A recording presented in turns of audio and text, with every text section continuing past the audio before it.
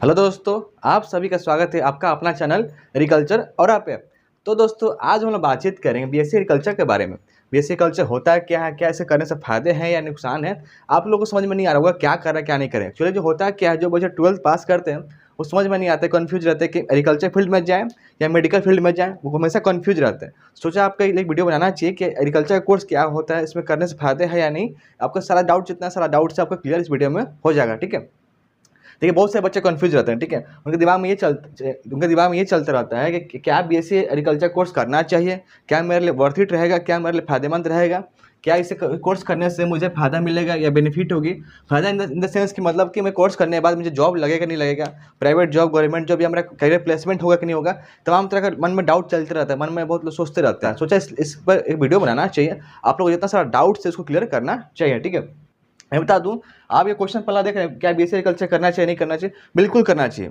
आप agriculture field में चाहते हैं कुछ अच्छा काम करना, आप चाहते हैं एग्रीकल्चर फील्ड को महसूस करना, कुछ बेनिफिशियल काम करना, या फिर कुछ एग्रीकल्चर सेक्टर में कुछ नया कुछ करना चाहते हैं, तो आप इस कोर्स को आराम से कर सकते हैं। ठीक है, आपको इससे बेनिफिट ही होगा, घाटा तो कुछ होने वाला नहीं है। आप इस कोर्स करने से बहुत सारा बेनिफिट ही होने वाला है। ठीक है, कोई भी कोर्स करने से निगेटिव नहीं होता, हमेशा कुछ ना कुछ फायदा ही होता है। ठीक है, तो आप इस कोर्स का आराम से बिल्कुल कीजिए, स्कोप बहुत अच्छा है। ठीक है, बहुत सारे लोग अच्छा खासा जॉब करके पैसा कमा रहे हैं, प्राइवेट जॉब भी कर रहे हैं, गवर्नमेंट जॉब भी कर रहे हैं, या फिर कुछ अपना बिजनेस भी स्टार्ट कर रहे हैं, तो इस कोर्स से बिल्कुल फायदा है। आप जॉब का पहला क्वेश्चन था आपके दिमाग में था क्या मुझे करना चाहिए नहीं करना चाहिए, बिल्कुल कोर्स को करना चाहिए। ठीक है, अब जानते थोड़ा सा डिटेल जान लेते हैं बीएससी एग्रीकल्चर। यदि आप बीएससी एग्रीकल्चर कोर्स करना चाहते हैं तो क्या प्रोसेस है, क्या प्रक्रिया है। ठीक है, कोर्सेज की बात करें या प्रोसेस की बात करें तो इस कोर्स का ये जो हमारा कोर्स है ये अंडर ग्रेजुएट कोर्स है, यानी कह सकते यूजी कोर्स है। ठीक है, जो कि ग्रेजुएशन का कोर्स होता है, जो कि 4 साल का होता है।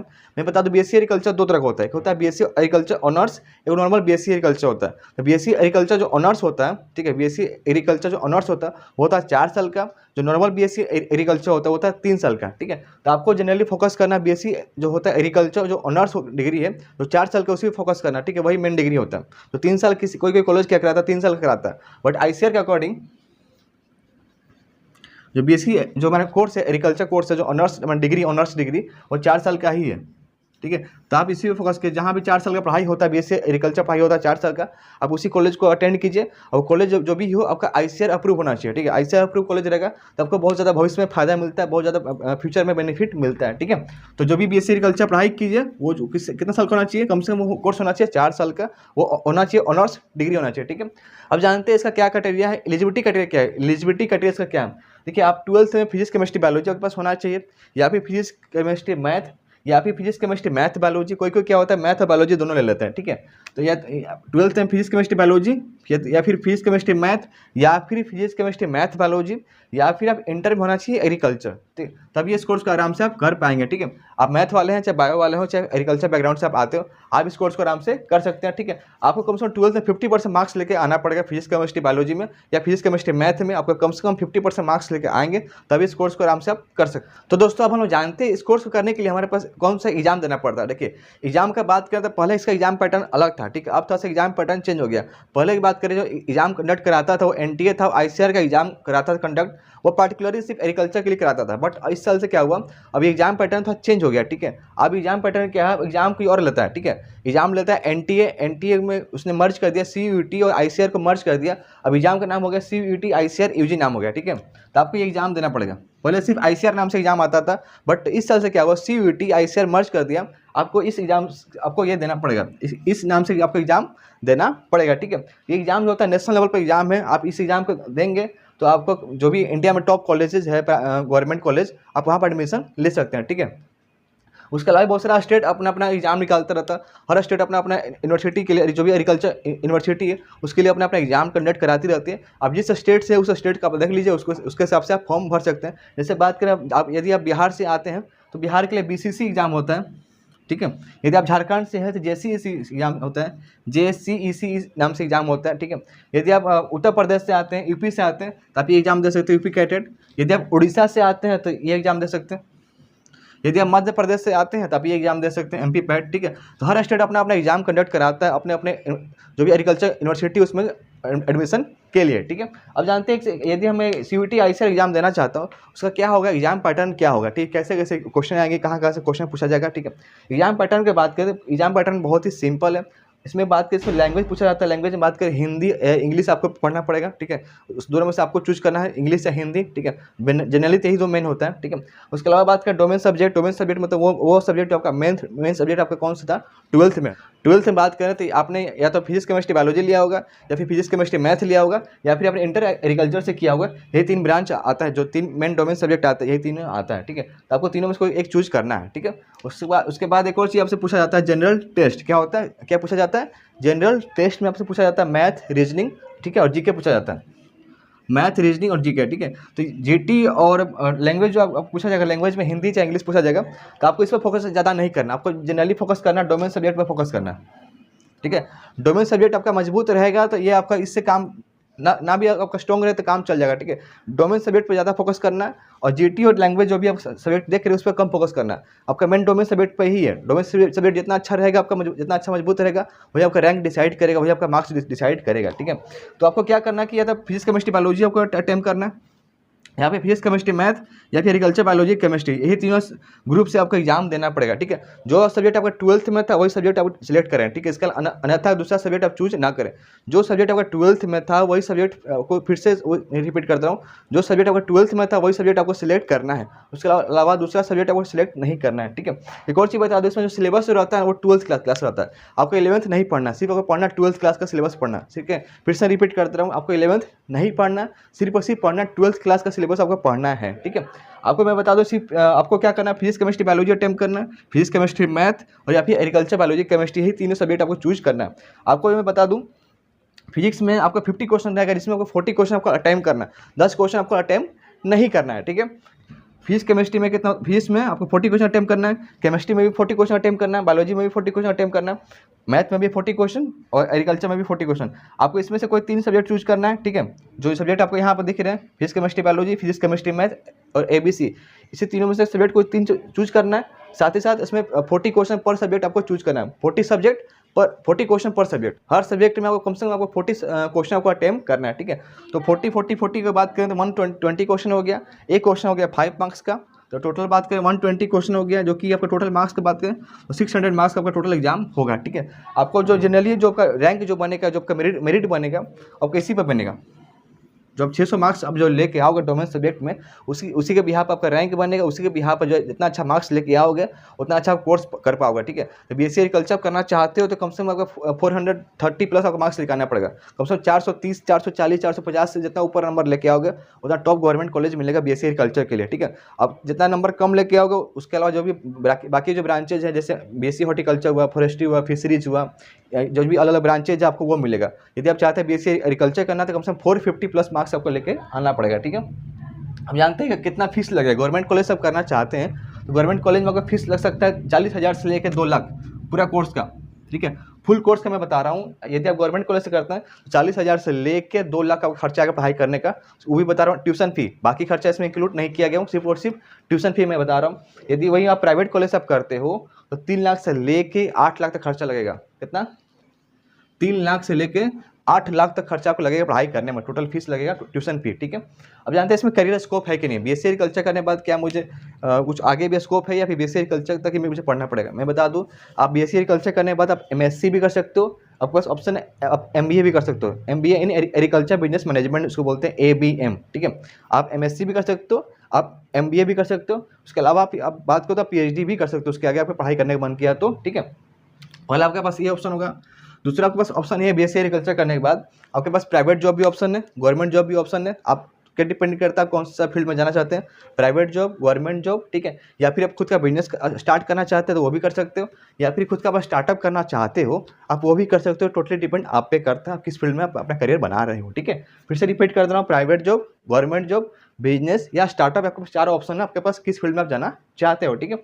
एक और चीज़ बता दूँ, आप जो भी कॉलेज ले लीजिए BSc करने के लिए वो प्लीज़ वो ICAR कॉलेज ही अफिलिएटेड होना चाहिए, ठीक है। यदि आप ICAR कॉलेज से आप BSc एग्रीकल्चर करते हैं, इससे फ़ायदा आपका ये होगा, यदि आप MSc करना चाहते हैं, यदि MSc विथ JRF करना चाहते हैं, जूनियर रिसर्च फेलोशिप बोलते हैं, MSc JRF आप करना चाहते हैं, वहाँ पे बेनिफिशियल होता है, ठीक है। देखिए MSc 2 तरह का होता है, नॉर्मल MSc एग्रीकल्चर होता है, एक होता है MSc एग्रीकल्चर JRF, ठीक है। जहाँ पर JRF यदि आप करते हो तो आपका कोई कॉलेज जो होना चाहिए, कॉलेज होगा वो ICAR होना चाहिए अप्रूव, उससे फ़ायदा क्या होगा कि आप वहाँ एमएससी भी करोगे। अब यदि आप जेआरएफ करते हो अब एमएससी भी आपका कंप्लीट होगा, आप रिसर्च भी करोगे, साथ साथ आपको मिलेगा, पैसा भी मिलता है, जिसको बोलते हैं स्कॉलरशिप। स्कॉलरशिप की बात करें तो ये जो अमाउंट होता है वो काफ़ी अच्छा खासा मिलता है। इसमें 2 अमाउंट मिलता है, ठीक है। एक अमाउंट मिलता है 12,640 रुपया, एक अमाउंट मिलता है 5,000 रुपया, ठीक है। तो स्कॉलरशिप 2 तरह का मिलता है स्कॉलरशिप। जो भी लोग एमएससी जेआरएफ करते हैं और जो लोग एमएससी नॉर्मल एमएससी करते हैं एग्रीकल्चर में, तो उनको ये अमाउंट नहीं मिलता है। जैसे हमारे बहुत सारे कॉलेज होता है जहाँ पर अपने प्राइवेट कॉलेज से आपने बीएससी कर लिया, आप नॉर्मल आप करोगे एमएससी एग्रीकल्चर करोगे किसी प्राइवेट या गवर्नमेंट कॉलेज से करोगे, तो वहाँ पर जो पैसा मिलता है स्कॉलरशिप का वो आपको वहाँ पर नहीं मिलता। पैसा सिर्फ वही मिलेगा जो जिस कॉलेज से आपने आईसीएआर अप्रूव कॉलेज से किया और आपने एमएससी जेआरएफ का एग्जाम क्रैक किया, तभी आपको अमाउंट ये पैसा मिलता है पर मंथ, ठीक है। तो दोस्तों अब हम लोग बातचीत करते हैं बीएससी एग्रीकल्चर करने के बाद करियर स्कोप कहाँ कहाँ है, यानी कर सकते हैं हमारा जॉब एरिया कहाँ कहाँ है। देखिए आप जॉब में जैसा पिछले भी बातचीत किया हूँ, गवर्नमेंट जॉब कर सकते हैं, प्राइवेट जॉब कर सकते हैं। गवर्नमेंट जॉब कौन कौन सा है? देखिए बैंकिंग सेक्टर में काफ़ी अच्छा खासा जॉब मिल जाता है, ठीक है। क्योंकि एक्चुअली होता है क्या कि बैंकिंग सेक्टर में एग्रीकल्चर वालों के लिए एग्रीकल्चर अलावा जो भी अलाइड ब्रांचेज हैं उन लोग इसमें आते हैं। जैसे बात करें आईबीपीएस बैंक जो हमारा निकालता है, आईबीपीएस एक पोस्ट निकालता है एएफओ, जिसको बोलते हैं एग्रीकल्चर फील्ड ऑफिसर, जो कि सिर्फ एग्रीकल्चर वालों के स्पेशली ये जो जॉब होता है रिजर्व रहता है, ठीक है। आप इसको कर सकते हो। उसके अलावा मैं बात करूँ बैंकिंग सेक्टर में एक और जॉब है बैंकिंग सेक्टर में, आईबीपीएस का निकालता है आरआरबी एसओ, ठीक है। इसको बोलते हैं रीजनल रूरल बैंक बोलते हैं, पोस्ट का नाम होता है एसओ, इसको बोलते हैं स्पेशलिस्ट ऑफिसर। आईबीपीएस ही कंडक्ट करता है इसको। एक और आईपीएस से निकालता है आईबीपीएस क्लर्क और पीओ, ठीक है। ये आप दोनों पोस्ट आप देख रहे हो, आप एग्रीकल्चर बैकग्राउंड से तो आप अप्लाई कर सकते हैं, बट आप ये जो पोस्ट देख रहे हो ना आईबीपीएस का क्लर्क और पीओ, एसबीआई का क्लर्क और पीओ, यदि आप एग्रीकल्चर बैकग्राउंड से नहीं भी है तभी आप इसको पोस्ट को अप्लाई कर सकते हैं। यानी इस पोस्ट के लिए आप किसी भी ब्रांच से आपने ग्रेजुएशन किया है, किसी भी ब्रांच से आपने किया ग्रेजुएशन, आप ये दोनों जो पोस्ट देख रहे हो आईबीपीएस का क्लर्क का पीओ और एसबीआई का क्लर्क का पीओ, आप इस पोस्ट के लिए अप्लाई कर सकते हैं। इसमें पैसा काफ़ी अच्छा खासा मिलता है और इज्जत शोहरत तो काफ़ी अच्छा खासा मिलता ही है, ठीक है। उसके अलावा मैं बात करूँ नाबार्ड जो हमारा बैंक होता है जो कि लोन देता है, उसमें पोस्ट निकलता है ग्रेड ए ग्रेड बी का, जो कि पोस्ट निकलता है असिस्टेंट मैनेजर का। आप वहाँ भी अप्लाई कर सकते हो। इसका सैलरी काफ़ी अच्छे खासे अमाउंट मिलता है। सैलरी का बात करें 80,000 प्लस सैलरी मिलता है, ठीक है, 80,000 प्लस सैलरी मिलती है। एक और बात करें इसका जो सेंट्रल जॉब आता है एफसीआई, इसको बोलते हैं फूड कॉर्पोरेशन ऑफ इंडिया, जहाँ की पोस्ट होता है ग्रेड 3,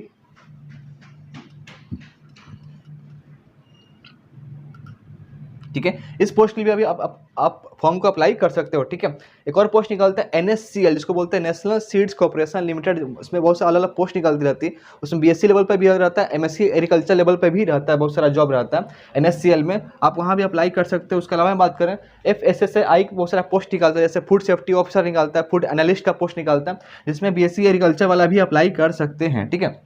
मैं बता दूं बीएससी आप जितना सारा गवर्नमेंट जॉब देख रहे हैं, जितना सारा आप देख रहे हैं, उस गवर्नमेंट जॉब को पाने के लिए आपको बीएससी में स्टार्टिंग में आपको पढ़ाई अच्छा खासा करना पड़ेगा। आप जो बीएससी एग्रीकल्चर पढ़ाई कर रहे हो वो भी साथ साथ पढ़ें, साथ साथ आपको मैथ इंग्लिश रीजनिंग, ठीक है, और जीके जीएस भी आपको अच्छा खासा कमांड करना पड़ेगा, तभी जितना सारा गवर्नमेंट जॉब देख रहे हैं तुरंत आपका जॉब निकल जाएगा, ठीक है। तो आपको जो स्टार्टिंग में ही आपको ध्यान देना पड़ेगा कि मुझे बीएससी एग्रीकल्चर बाद क्या करना है और कहाँ किस सेक्टर में अपना जॉब अपनाना है, ठीक है। तो उसके लिए आपको तैयारी शुरू से करनी पड़ेगी, ठीक है। उसके अलावा बात करी तो ये तो आपका जॉब देख रहे हैं सेंट्रल लेवल पे या भी कर सकते हैं नेशनल लेवल पे। उसके अलावा हर स्टेट अपना अपना वैकेंसी निकलती रहती है, ठीक है। जो भी स्टेट अपना अपना है, ठीक है, वो एग्जाम कंडक्ट कराती है, हर स्टेट अपना अपना एग्जाम कंडक्ट कराती है। जैसे बात करूँ एडीओ हो गया, एसडीओ हो गया। एडीओ को बोलते हैं agriculture development officer, horticulture development officer, agriculture extension officer, ठीक है। आरएईओ हो गया, आरएचईओ हो गया। एटीएम बीटीएम जो पोस्ट निकलता है, एटीएम आप बीएससी लेवल पर अप्लाई करते हो और जो बीटीएम पोस्ट होता है वो आप अप्लाई करते हो एमएससी लेवल पे। उसके अलावा बात करें लैब टेक्नीशियन आप बन सकते हो, तो हर स्टेट अपना अपना पीसीएस एग्जाम निकालता है, जिसको बोलते हैं पब्लिक सर्विस कमीशन एग्जाम निकालता है। वहाँ से आप इस एग्जाम को क्रैक करके आप जॉब को पा सकते हो, ठीक है। उसके अलावा बात करें तो आप प्राइवेट जॉब में भी अपना करियर बना सकते हो। प्राइवेट जॉब की बात करें तो जैसे बात करें एग्री इनपुट कंपनी जितनी होती है, जैसे एग्री इनपुट की बात करें तो सीड्स हो गया, फर्टिलाइजर हो गया, पेस्टिसाइड्स कंपनी हो गई, ठीक है। इस सब कंपनी में आप अप्लाई कर सकते हो, जॉब अप्लाई कर सकते हो। कैंपस प्लेसमेंट भी होता है, बहुत सारे अच्छे अच्छे कॉलेज में बात करें कैंपस प्लेसमेंट भी होती है, तो ऑन कैंपस भी होता है। कुछ कॉलेज में बात करें तो कंपनी नहीं आती, आपको ऑफ कैंपस जाकर ट्राई करना पड़ेगा, मतलब कि आप किसी के रेफरेंस पर या फिर खुद के अपने बल पे आप कंपनी में रिज्यूम भेज के वहाँ पे आपको पोस्ट अप्लाई करना पड़ेगा, ठीक है। उसके अलावा बात करें फार्म इक्विपमेंट कंपनी होती है, वहाँ जाना पड़ेगा। एग्रो प्रोसेसिंग कंपनी होती है, आप वहाँ जा सकते हैं प्राइवेट जॉब के लिए। नर्सरी फार्म में बात करके जो भी अलग अलग फॉर्म आता है नर्सरी का, आप वहाँ बात करके पैसे कमा सकते हो, ठीक है। या फिर बात करें प्राइवेट कॉलेज में एज ए टीचर आप अपना सकते हो, ठीक है। एक पोस्ट निकलता है टीजीटी पीजीटी के पोस्ट निकलता है, आप वहाँ भी अप्लाई कर सकते हो प्राइवेट कॉलेज में, ठीक है, प्राइवेट स्कूल में भी बात कर सकते हो, या फिर खुद का अपना कोचिंग में स्टार्ट करा सकते हो, जहाँ पे बच्चों का तैयारी करवा सकते हो, ठीक है, एग्रीकल्चर की तैयारी आप करवा सकते हो, क्योंकि एग्रीकल्चर के बात के ICAR का या फिर जो स्टेट एग्जाम होता है उनका आप तैयारी करवा सकते हो, ठीक है। उसके अलावा बात करें आप बिजनेस भी खुद का चला सकते हो। बिजनेस में बात करें अपना खुद का दुकान भी खोल सकते हो, जैसे सॉइल टेस्टिंग लैब खोल सकते हो, या फिर सीड्स फर्टिलाइजर पेस्टिसाइड का शॉप खोल सकते हो, ठीक है, या फिर कुछ आपके पास खेती करने का मन कर रहा है तो नया आप खेती भी कर सकते हो, जैसे बात करें मशरूम फार्मिंग कर सकते हो, या फिर मॉडर्न जो जितना सारा फार्मिंग आ रहा है नए नए तौर तरीके से जो खेती हो रही है आप उसको भी आप आराम से आप लोग कर सकते हो। उसके अलावा बात करें पॉली हाउस फार्मिंग में बहुत सारी खेती होती है जो कि मॉडर्न फार्मिंग होती है, ठीक है, वर्टिकल फार्मिंग हुआ, हॉरिजॉन्टल फार्मिंग हुआ, जो उसके बाद बात करें तो रूफटॉप फार्मिंग होता है जो छत पर खेती होता है, आप उस अभी आप खेती कर सकते हो, ठीक है। उसके अलावा बात करें आप खुद का ट्रेनिंग इंस्टीट्यूट खोल सकते हो, जहाँ पे अलग अलग लोगों को ट्रेनिंग देना शुरू कर सकते हो, लोगों को बुलाकर अलग अलग फार्मिंग का जो टॉपिक होता है, जितना सारा खेती का टाइप्स है उन लोग खेती का टाइप्स बता के उन लोगों को ट्रेनिंग दे सकते हो, ठीक है। जो मॉडर्न फार्मिंग होता है उन लोगों को ट्रेनिंग भी दे सकते हो। या फिर बात करें लास्ट में आप खुद का स्टार्टअप भी खोल सकते हो। स्टार्टअप की बात करें आपको पहले देखना पड़ेगा कि सोसाइटी में क्या समस्या आ रही है, उस समस्या का क्या समाधान है, यानी सबसे पहले आपको फाइंड करना है प्रॉब्लम, उस प्रॉब्लम का मैं क्या सोल्यूशन दे सकता हूँ, उससे क्या बेनिफिट लोगों को होने वाला, सोसाइटी में फार्मर्स को क्या बेनिफिट होने वाला, उस बिहाफ पे अपना स्टार्टअप कर सकते हो, बिजनेस पे स्टार्ट कर सकते हो। इससे फ़ायदा ये होगा कि आपको मिलेगा रोजगार, साथ साथ आपके आस पड़ोस लोगों को भी रोजगार मिलेगा, क्योंकि आपके पास टीम रहेगी, 10 20 50 लोगों का टीम रहेगी, उनको भी आप दे रहे हैं रोजगार दे रहे हैं, उनको भी आप एम्प्लॉयमेंट दे रहे हैं, उनको भी आप सैलरी दे रहे हैं। इससे आपका भी फायदा होगा, उनका भी फायदा होगा, देश का भी फायदा होगा, ठीक है। गवर्नमेंट जॉब के बाद के सैलरी आप पैसा कमा सकते हो 30,000 से लेके 1 लाख पर मंथ, ठीक है। सैलरी के बाद के गवर्नमेंट जॉब में पैसा कितना कमा सकते हो 30,000 से लेके 1 लाख पर मंथ, ठीक है। प्राइवेट जॉब में बात करें इसमें भी सेम है, 30,000 से लेके 1 लाख पर मंथ, ठीक है। एक्चुअली होता है कि यदि आप BSc एग्रीकल्चर करते हैं तो आप रहते हैं फ्रेशर में तो सैलरी कम मिलता है, बट जैसे जैसे आपके पास एक्सपीरियंस बढ़ेगा, जैसे जैसे आपके पास नॉलेज बढ़ेगा, जैसे जैसे ये सैलरी और बढ़ती चली जाएगी, ठीक है।